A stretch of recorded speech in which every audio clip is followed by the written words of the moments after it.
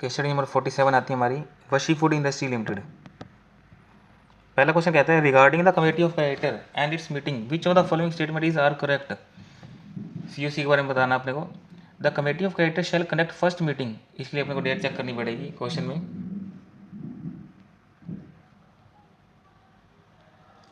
Mister Sayal constitute a committee of creditor 18 August 2009 and first meeting उसने करवा दी 3 सितंबर को। ओ भाई 7 दिन में करवानी होती है 25-8 तक, तो 3 सितंबर 2019 को करवाई खड़ा है। चलो अब देखते हैं।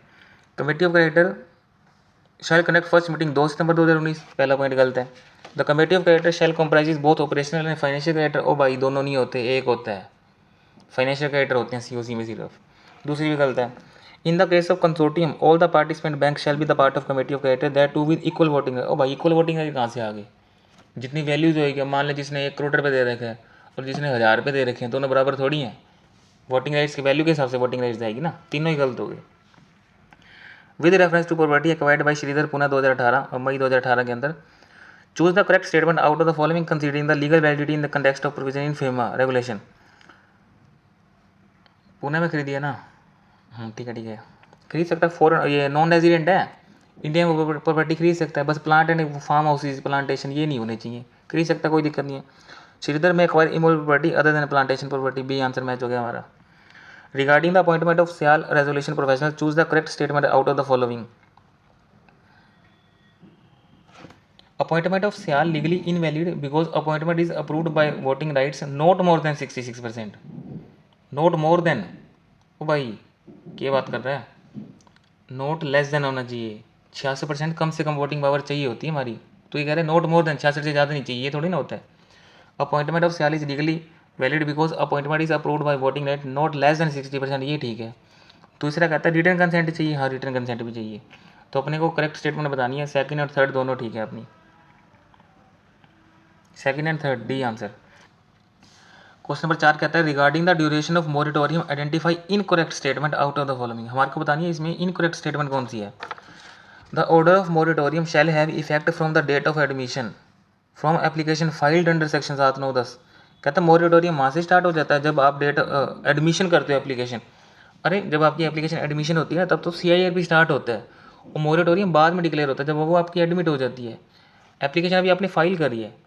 Effect from the date of admission from application filed under section 7-9, ये अपना आंसर पहले ही गलत हो गया, अपने को इनकरेक्ट स्टेटमेंट ही बतानी थी। मोरिटोरियम एप्लीकेशन तो एडमिट होने के बाद होती है ना, मोरिटोरियम तो एप्लीकेशन एडमिट होने के बाद होता है। Order of moratorium shall have effect till the completion of corporate insolvency resolution process, चलता रहेगा, मोरिटोरियम भी चलता रहेगा, ये बातें ठीक है। If the adjudicating authority approve the resolution plan section 31 then the order of moratorium shall have effect till the date of such approval order, ये बात भी तेरी ठीक है। आंसर हमारे को बताना था इनकरेक्ट, तो हमारा आंसर ए हो गया मैच।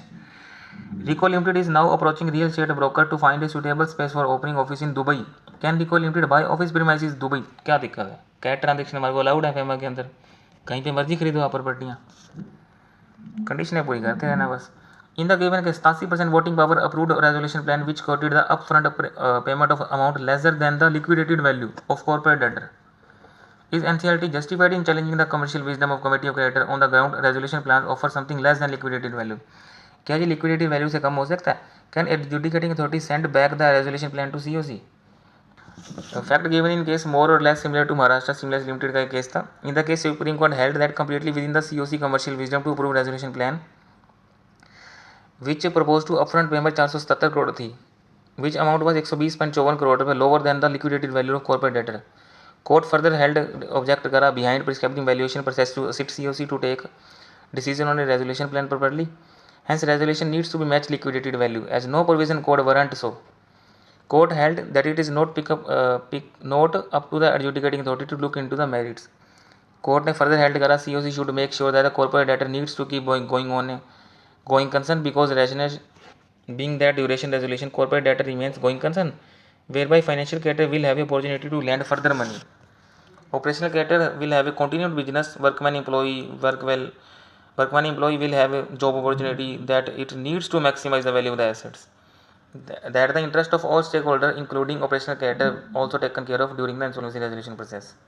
तो कोर्ट ने यहाँ पे हेल्ड करा था once a resolution process is approved by COC statutory mandate on the authority code is ascertain that a resolution plan meet the requirement, ये लिख देंगे सारा अपन। NCLT is not justified in challenging the commercial wisdom of committee of creditor on the ground resolution plan offer something less than liquidated value.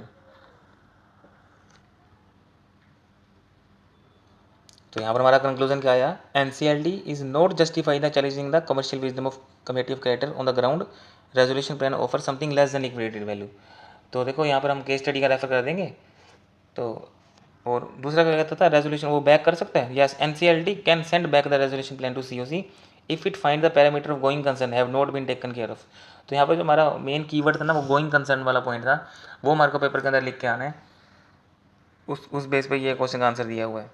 Question number 7 क्या कहते हैं हमारा, whether the bank is legally correct while denying the secure to transact in absence of furnishing Aadhaar card और proof of identity. बिल्कुल same question, repeated question है। Section 11 होता है PMLA का। अगर आपके पास आधार, आपको ना बैंक को क्या करना होता है, बैंक आपकी वेरिफिकेशन करता है नो योर कस्टमर में। तो उसमें अगर आपके पास आधार कार्ड नहीं है तो आप कोई और डॉक्यूमेंट्स दे दो, पासपोर्ट दे दो, अदर ऑफिशियल वैलिड डॉक्यूमेंट्स आपको अलाउड होते हैं। जरूरी थोड़ी है बैंक आधार कार्ड नहीं है तो आपको कोई चीज़ में देने से मना कर देगा। बैंक आपको मना कर, आपके पास ये वॉलेंट्री चॉइस है कि आपको आधार कार्ड देना है तो आधार कार्ड दे दो, पासपोर्ट देना है, कोई ऑफलाइन वेरिफिकेशन करनी है, कैसे मर्जी कर यार, जरूरी नहीं है आधार कार्ड, बैंक आपको मना नहीं करेगा इस चीज़ से। क्वेश्चन नंबर 8 आता है हमारा, since Mr Shridhar is not aware of the local of country hence looking for your assistant to know can he repatriate fund back to the German account, if yes then how much amount of sale proceeds can be repatriate. देखो आपके पास कोई property होती है, inheritance में मिली होती है, वो आप उसको बेच सकते हो। रेगुलेशन 8 है, डायरेक्ट क्वेश्चन है, बहुत बार रिपीट हो गया अपना ये क्वेश्चन। ये कह रहा है आपको आप अपनी प्रॉपर्टी को बेच के रिपेट्रिएशन कर सकते हो, बिल्कुल कर सकता हूँ। रेगुलेशन 8 3 पॉइंट होते हैं। Immovable property was acquired by seller in accordance with the provision of the foreign exchange, यानी कि इनहेरिटेंस में आपको मिली थी, अब आप उसको बेचोगे, प्रॉपर बैंकिंग चैनल के थ्रू बेचोगे आप, ठीक है। बैंकिंग चैनल में आपका पैसा आएगा और वो प्रॉपर्टी अगर आपकी रेजिडेंशियल प्रॉपर्टी है तो 2 से ज़्यादा नहीं बेचनी आपको। अगर आप ये फॉलो कर देते हो तो रिपेट्रिएशन आपको अलाउड है, अदरवाइज नहीं अलाउड। तो यहाँ पर अपनी केस स्टडी खत्म होगी।